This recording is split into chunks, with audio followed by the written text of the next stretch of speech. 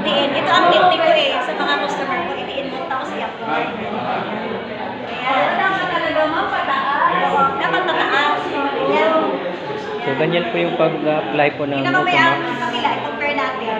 Isa po siya sa rejuvenating, isang serum. Yan po yung mga kadalasan na ginagamit sa mga artista, kaya naman natiling bata. Looking yan. Instant effect, instant lifting po yan.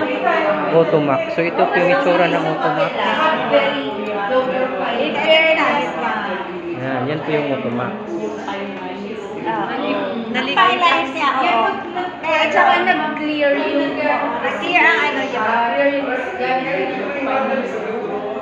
Ma'am, dito, yung lines niya dito, tanggalin mo. Gap lines. Dito ang mostly kasi may lines dito. Dito, maalis dito.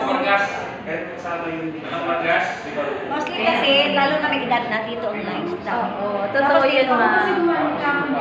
Tapos ang part talaga. Ano lang? Hindi kaya siya.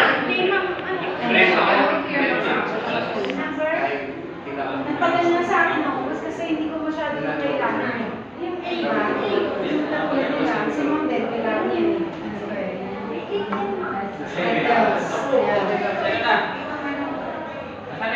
Pero parang alam mo ha, iba talaga. Kaya nag-lighter oh. Siguro si Ma'am maganda ng talaga. Oo, tingnan mo. Nung medyo bata-bata pa na. Tingnan mo oh. Tingnan, parang umumbok dito. Naglifting na yung ano kanan. Bagsak yung Parang nag-lift ang sa kanila niya, di ba? Kita naman kasi. Slim yung kabila. Oo. Kailangan lagyan pa ng pantay. Huwag na daw pantayin, ma'am. Kasi lang ito. Tumayak? Oo. Pero dito parang nag-lift siya. Naglifting yung dito. Umangat. Tapos ito yung hindi nilagyan. Kita yung linya ng ano.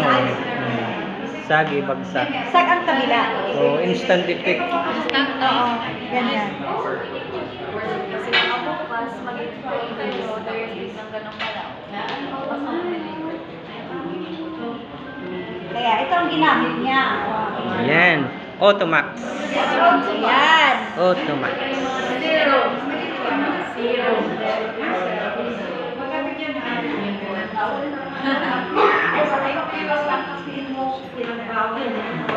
Healthy ko. Ano to every... Dapat sa'yo, tama ang sinabi ko Solmax. Sinabi ko na sa'yo.